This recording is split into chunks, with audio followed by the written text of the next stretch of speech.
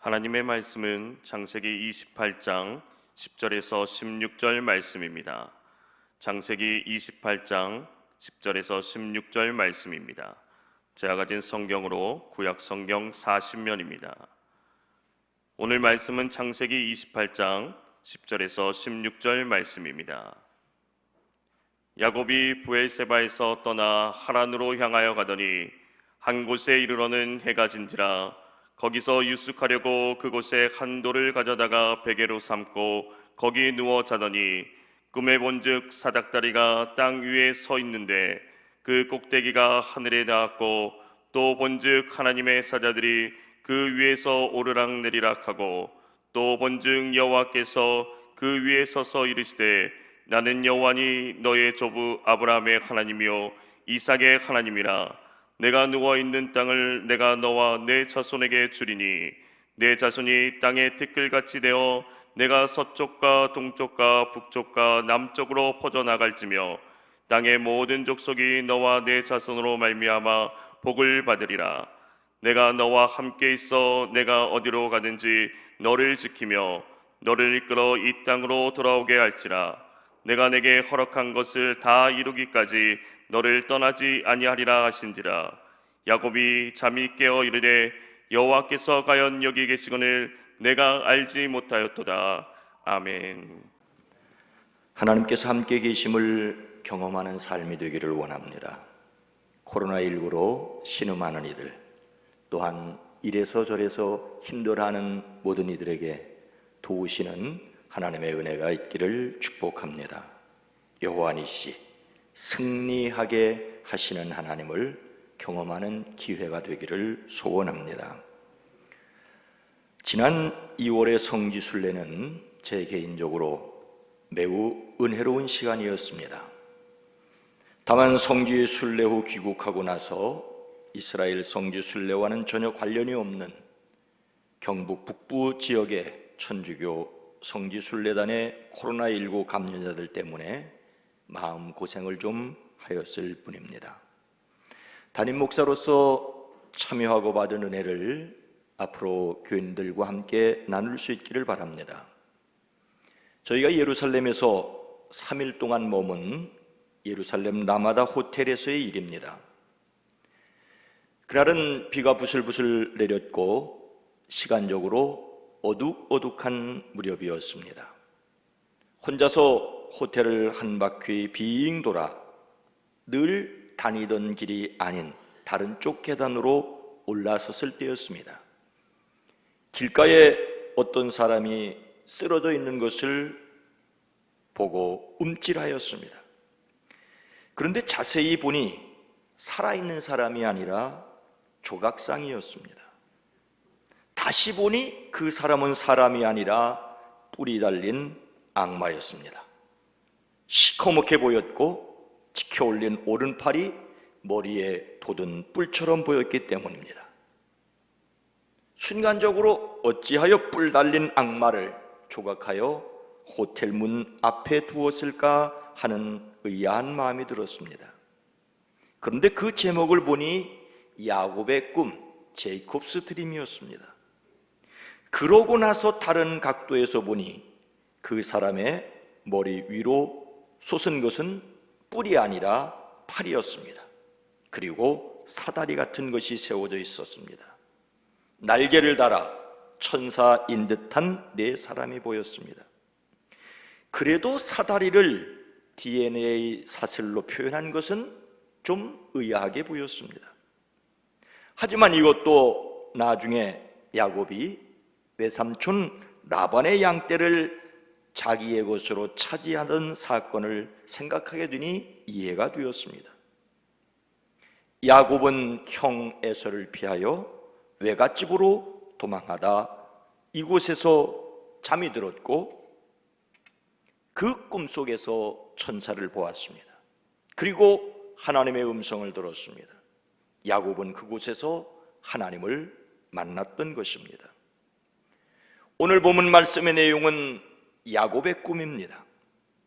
오늘 교회학교 유치부, 어린이부, 청소년들이 함께 들어야 하고 가정에서 나눌 말씀의 내용, 속이는 자 야곱의 본문입니다. 오늘 말씀은 어떻게 시작하고 있습니까? 10절 말씀입니다. 야곱이 브엘세바에서 떠나 하란으로 향하여 가더니. 야곱은 브엘세바로부터 하란을 향하여 가고 있었습니다. 브엘세바라는 이름은 아브라함과 관련이 있습니다. 브엘세바는 야곱의 할아버지 아브라함이 살던 곳이었고 아버지 이삭이 살고 있는 곳입니다. 그리고 조금 전까지만 해도 야곱이 살았던 곳입니다. 야곱은 고향을 떠나 한 번도 살아본 적이 없는 낯선 곳으로 가고 있습니다. 하란은 그의 어머니 리브가의 고향입니다. 하란은 외삼촌 라반이 살고 있는 외가입니다. 가나안 지역의 가장 남쪽 지역에 있는 브엘세바로부터 하란까지의 거리는 약 800km입니다. 대략 서울에서 부산까지의 거리를 왕복하는 거리보다 조금 더 먼 거리입니다. 고속도로도 KTX도 없었던 그때 단지 걸어서만 그 먼 거리를 가는 중입니다. 왜 야곱은 브엘세바에서 하란으로 가고 있었습니까? 야곱은 아버지 이삭과 어머니 리브가의 아들입니다. 야곱에게서 함께 태어난 쌍둥이 형 에서가 있었습니다. 에서와 야곱은 어머니의 태중에서부터 다투었지요. 태어날 때 동생 야곱이 형 에서의 발꿈치를 잡고 있었습니다. 몹시 다투는 쌍둥이 형제였습니다. 에서는 자라나며 익숙한 사냥꾼이 되었고 야곱은 조용히 집안에 머물렀습니다. 어느 날 형 에서가 몹시 지쳐서 집에 돌아왔을 때 야곱은 팥죽 한 그릇을 주고 형님이 되었습니다. 에서는 형의 자리를 가볍게 여겼고 동생 야곱은 형의 자리를 노렸습니다. 발꿈치를 잡았다는 말은 다른 사람을 속이는 사람이라는 뜻이기도 합니다. 야곱은 아버지 이삭이 형 에서를 축복하려고 했을 때 눈이 어두운 아버지를 속이고 형이 받을 복을 가로챘습니다. 그러자 에서는 화가 나서 그를 죽이려고 하였고 그래서 그는 도망치는 중이었습니다. 야곱은 외가로 소풍 가는 것이 아니었습니다. 복을 얻었지만 미움도 함께 받고 도망치는 중입니다. 여기에서 세상을 살아가는 사람들의 단면을 볼 수 있습니다. 고향을 떠나 도망치는 사람일 수 있습니다. 먹지 말아야 할 것을 탐냈던 사람은 에덴 동산에서 쫓겨났습니다. 함께 예배를 드리고 화가 난 가인은 동생 아벨을 죽임으로 하나님 앞을 떠나 이리저리 방황하는 사람이 되었습니다. 그 후 가인을 닮은 사람들은 떠돌이로서 살았습니다. 하나님께서 죄를 짓는 사람들을 흩어놓으시니 사람들은 이 땅에서 떠돌이 삶을 살았습니다. 세상에서 떠돌이 삶을 살면서도 하나님을 알고 하나님의 이끌림을 받고 영원한 고향을 향하여 가는 순례자들이 있습니다. 그러나 대부분의 사람들은 단지 나그네의 삶을 살고 있지는 않습니까? 나그네의 삶은 몹시 처량합니다. 해가 지고 돌멩이 하나를 베고 잠을 청하는 모습입니다. 참으로 안타까운 모습이 아닐 수 없습니다. 세상은 흔들려도 하나님께로 나가는 순례자의 삶이 저와 여러분의 삶이 되기를 주의 이름으로 축복합니다. 고향 브엘세바를 떠나 외가 하란으로 가다가 거친 들판에서 외롭게 잠든 야곱에게 어떤 일이 있었습니까? 12절 말씀입니다. 꿈에 본즉 사닥다리가 땅 위에 서 있는데 그 꼭대기가 하늘에 닿았고 또 본즉 하나님의 사자들이 그 위에서 오르락내리락하고 야곱은 그곳에서 꿈을 꾸었습니다. 그는 꿈속에서 땅에 층계가 있고 그 꼭대기가 하늘에 닿은 것을 보았습니다. 하나님의 천사들이 그 층계를 오르락내리락하고 있었습니다.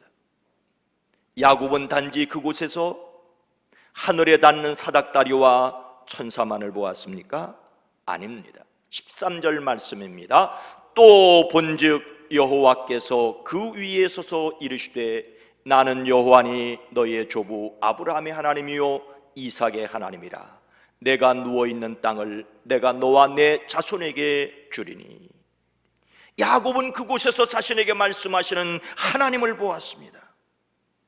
하나님께서는 그에게 나는 여호와니 너의 할아버지 아브라함의 하나님이요 너의 아버지 이삭의 하나님이라고 말씀하셨습니다.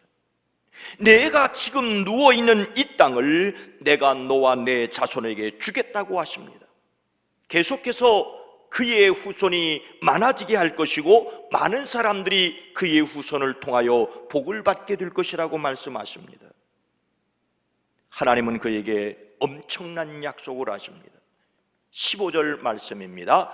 내가 너와 함께 있어 내가 어디로 가든지 너를 지키며 너를 이끌어 이 땅으로 돌아오게 할지라.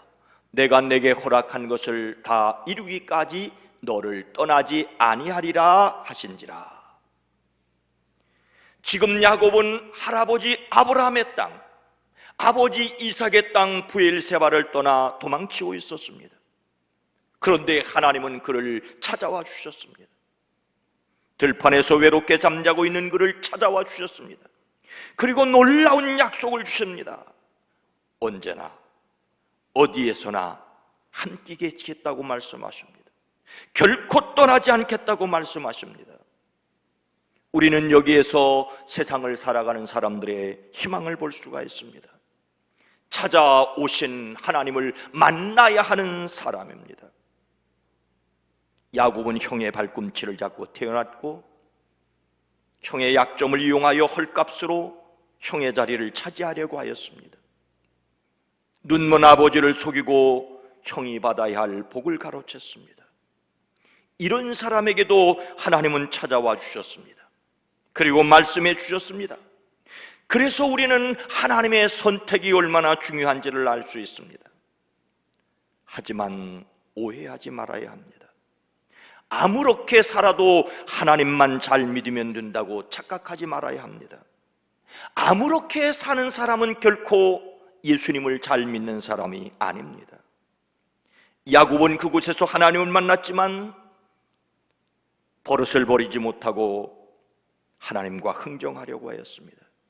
그 이후 그는 속이고 속는 삶을 살았습니다. 무려 20년을 그렇게 살았습니다. 그런데 외삼촌 라반에게 속고 형예서를 만나기 위하여 고향으로 돌아올 때 그는 야복강을 건너야만 했습니다. 밤을 새워 하나님의 천사와 씨름을 해야 했습니다. 비로소 야곱은 이스라엘이라는 새로운 이름을 얻었습니다. 비로소 분이엘의 새 아침이 밝았습니다. 야곱을 찾아오신 하나님은 야곱에게 특별한 분이시지만 모든 사람을 찾아오셔서 모든 사람들에게 각각 특별하신 분이십니다. 종교개혁자 루터는 그리고 켈빈은 하나같이 야곱이 꿈에서 본 사닥다리를 예수님을 상징하는 것으로 보았습니다. 예수님은 죄인과 하나님을 이어주는 중보자이시기 때문입니다. 성경은 우리에게 말씀하십니다. 하나님이 세상을 이처럼 사랑하사 독생자를 주셨으니 이는 그를 믿는 자마다 멸망하지 않고 영생을 얻게 하려 하심이라. 하나님은 세상을 사랑하십니다. 하나님의 사랑에는 차별이 없습니다. 다만 그 사랑을 받아들인 사람과 여전히 그 사랑을 외면하는 사람이 있을 뿐입니다. 여러분을 찾아오셔서 여러분을 만나주시고 마음의 문을 두드리시는 그 하나님의 사랑을 확신하고 살아가시기를 주님의 이름으로 축원합니다. 야곱은 아직은 여전히 한참 부족하였습니다. 하지만 그가 하나님을 이렇게 만난 후 어떻게 고백을 했습니까? 16절 말씀입니다. 야곱이 잠이 깨어 이르되 여호와께서 과연 여기 계시거늘 내가 알지 못하였도다. 다시 한번 읽습니다. 야곱이 잠이 깨어 이르되 여호와께서 과연 여기 계시거늘 내가 알지 못하였도다. 야곱은 잠에서 깨어 하나님께서 분명히 이곳에 계시는데도 내가 미처 알지 못했다라고 말합니다. 과연 여기 계시거니라는 말은 참으로 여호와께서 이 장소 안에 계시다는 거룩한 깨달음입니다. 어쩌면 참으로 하나님께서 이곳에 계시는데도 내가 미처 그것을 알지 못했다는 탄식이기도 합니다. 야곱은 비로소 자신과 함께 거기에 계신 하나님을 깨달았습니다. 야곱의 신앙의 일대의 전환이 이루어졌습니다. 과연이라는 말은 주로 두려움이나 감격을 나타낼 때 사용되는 말입니다.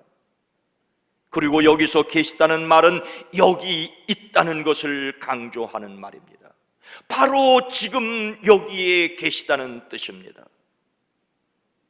성경의 연대와 인물들의 나이를 일괄적으로 계산하는 것은 쉽지 않습니다. 그래도 어림하여 본다면 에서와 야곱 쌍둥이는 10여 년 동안을 할아버지 아브라함을 보면서 자랐을 것입니다. 아브라함의 신앙을 보았고 수십 년을 아버지 이삭과 함께 있었습니다. 야곱은 자연스럽게 할아버지 아브라함과 아버지 이삭의 신앙을 보았을 것입니다.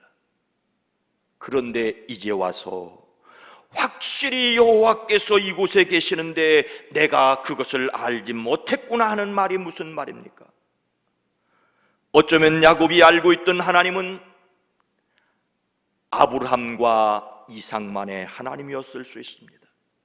그분들이 살고 계신 브엘세바에나 계신 하나님이었을 수 있습니다. 어느 곳에나 계신다고 믿었다 할지라도 이런 경험은 처음이었습니다. 브엘세바에만 계신 하나님이 아니라 사람이 살지 않는 빈들에도 함께 계신 하나님을, 남을 속이는 사람으로 살아온 그에게도 찾아와 함께 계시다는 사실을 깨닫고 크게 감격하였습니다. 다른 사람의 하나님이 아니라 바로 나의 하나님이심을 경험하였습니다. 이곳은 야곱이 하나님을 자신의 하나님으로 만난 신앙의 전환점이었습니다. 우리는 어떤 사람이어야 합니까? 지금 여기에 함께 계신 하나님을 만나십시오. 우리는 요즘 코로나19로 말미암아 전혀 예상하지 못했던 형식의 예배를 드리고 있습니다. 예배당에 모일 수 없어서 인터넷으로 중계되는 화면을 보면서 많은 분들이 예배를 드리고 있습니다. 어떤 분은 이것도 예배인가라는 안타까움을 가지고 있을 수 있습니다. 참 편하고 좋다고 생각하시는 분은 없으시기를 바랍니다. 이것도 예배인가라는 질문에 저는 이것도 예배라는 대답을 드립니다. 그러나 사실 정확한 대답은 이것도 저것도 아닙니다. 예배당 예배도 아니고 인터넷 예배도 아닙니다. 하나님은 영이시니 예배하는 자가 영과 진리로 예배할지니라고 주님은 말씀하십니다. 이 말씀을 근거로 할 때 영과 진리로 예배할 때만 예배당에서 드리든 가정에서 드리든 들판에서 드리든 그 예배가 진정한 예배라는 것입니다. 더욱이 우리는 너희 몸을 하나님이 기뻐하시는 거룩한 산 제물로 드리라, 이는 너희가 드릴 영적 예배리라는 말씀을 들어야 합니다. 우리는 자신의 자리에서 거기 함께 계신 하나님을 감격해야 합니다. 우리와 함께 계신 성령님과 더불어 살아가는 삶의 예배로 나가야 합니다. 오래전 제가 충북 단양의 가평교회에서 목회할 때였습니다. 어느 주일 아침 엄마의 손을 잡고 예배당에 오던 아이가 저를 보더니 갑자기 손가락으로 가리키며 하나님이야? 하는 것입니다. 엄마에게 제가 하나님이냐고 묻는 것입니다. 저는 무슨 말인지 몰라서 어정쩡했고 엄마는 어쩔 줄 몰라서 당황했습니다. 엄마의 설명에 의하면 아이에게 주일날 아침 하나님께 예배를 드리러 가자고 했답니다. 아이가 하나님이 어디 계시느냐고 묻기에 예배당에 계시다고 대답했답니다. 그런데 하나님이 목사님이냐고 물으니 자신도 당황스럽다는 것입니다. 엄마는 예배당에 하나님이 계신다고 했는데 아이 눈에는 예배당에 있는 사람은 목사밖에 없으니 목사가 하나님이냐고 물었던 것입니다. 우리는 그동안 예배당 안에 계신 하나님만 믿어왔는지 모릅니다. 그러나 이제 어느 곳에 계신 하나님을 믿어야 합니다. 바로 지금 거기에 함께 계신 하나님을 믿어야 합니다. 지금 거기에 함께 계신 하나님을 경험하는 사람들이 되기를 주님의 이름으로 축원합니다. 사랑하는 성도 여러분, 우리가 예배당에서 드리는 예배를 소중히 여겨야 할 이유는 예배당에만 하나님이 계시기 때문은 결코 아닙니다.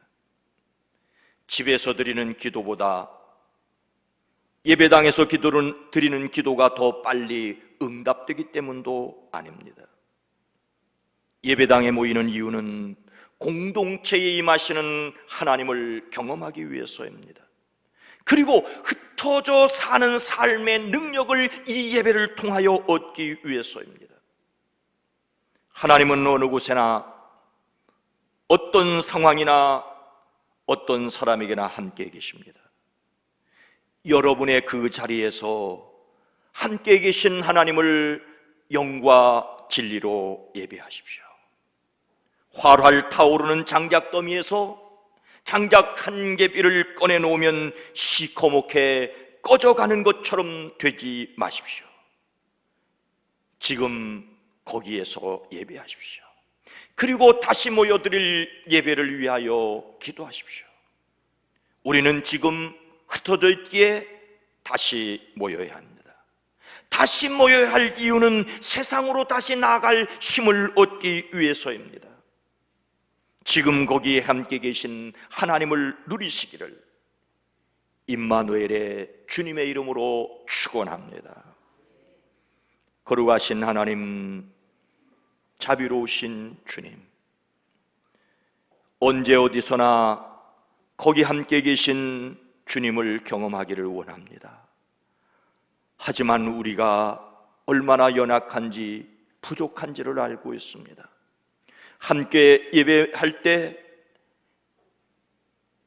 세상을 불태울 것 같지만 가정으로 일터로 세상으로 나가 몹시 초라했던 우리는 아닙니까?